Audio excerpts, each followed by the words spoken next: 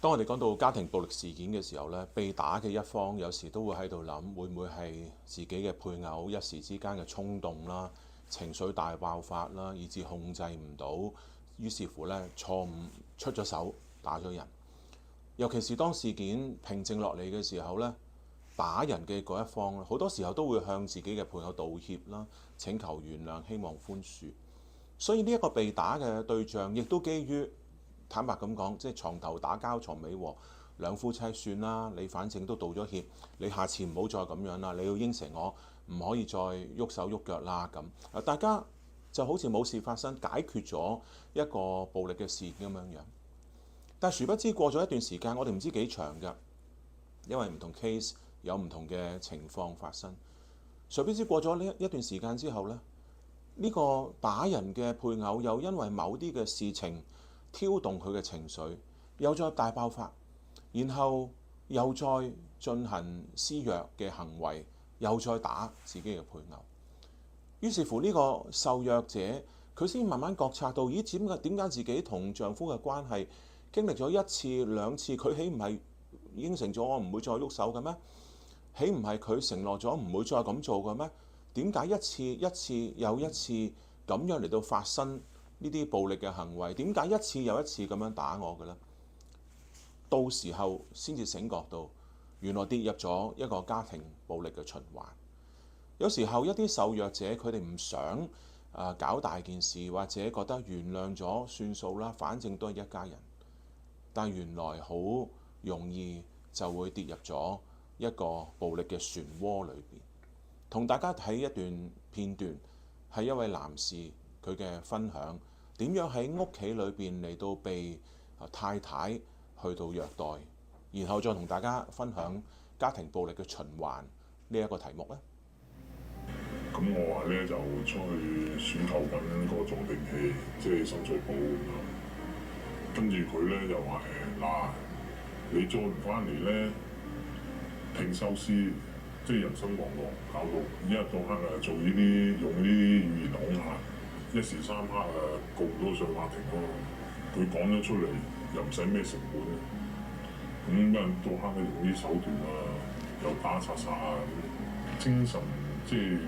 都叫做侵害你嘅，其實你攰瞓覺又話你呢樣話你一樣，等你瞓唔到，都想話嗰個小朋友嗰個成長會有老豆有阿媽啲咁。一個家庭咧想完整咧，咁你都唔想話再繼續惡化落去啦。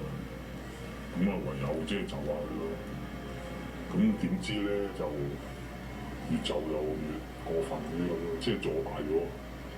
黎先生同前妻有兩個仔，經常受到前妻嘅精神同埋身體虐待，曾經試過一年要報警23次處理家庭暴力問題，但係因為黎先生唔想控告前妻，警方始終都冇起訴到佢。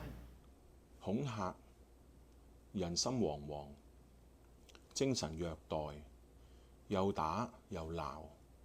不過你聽到呢個男士嘅分享嘛，除咗佢所經歷嘅係太太點樣對待佢之外，佢講咗一個好重要嘅重點，為咗維持家庭嘅完整，為咗細蚊仔嘅緣故，於是乎遷就佢啦，一次一次咁樣遷就佢，結果成為咗一個咁樣嘅循環。家庭暴力循環係啲乜嘢嘢呢？同大家詳細嚟到去分享下。我哋講咗幾個風險嘅因素啦。正如剛才所提到，唔係一個 formula 有咁就一定暴力，唔係㗎。不過呢啲係一啲學者嘅研究話俾我哋聽咧，家庭暴力事件背後一啲嘅原因。家庭暴力有循環嘅，有循環發生嘅，呢個就係一個循環嚟㗎啦。個循環係點嘅咧？ Tension building， 施虐者好爭辯啦、易怒啦、虐待事件開始發生，因為一啲嘅衝突嘅緣故。然後發嬲，產生爭執，溝通破裂，衝突臨界點達到，受害者覺得自己如履薄冰，唔知點算啦。面對嗰個越嚟越火滾，由0到100突然間崩咗上去嘅老公咧，唔知點喎。跟住暴力就發生，身體啦、虐待啦、精神虐待、性虐待。然後虐待完之後咧，每個階段下邊啦。每個階段之後咧，可能出現一段平靜期。每個階段持續嘅時間可能唔同，呢個循環會不斷重複。唔係所有家庭暴力都符合呢個循環模式，每個人嘅經歷都不盡相同嘅。但呢個係一個好可能出現嘅現象嚟㗎。你話第一次嘅打你同第二次嘅打你係咪一定隔2個月嘅呢？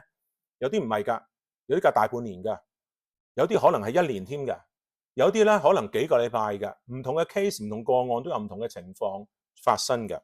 Honeymoon phase 係咩呢？施虐者表現於對其行為嘅懊悔，表達道歉，實質説謊掩飾。施虐者可能會講：我再也不會這樣，對不起，我不是故意傷害你，我答應你我會改變。然後呢，就進入一段平靜期，冇事發生㗎啦。正如剛才所講，嗰段平靜期有幾長呢？冇人知㗎，冇人知㗎。2個月、2個禮拜、3個月、1年都唔定。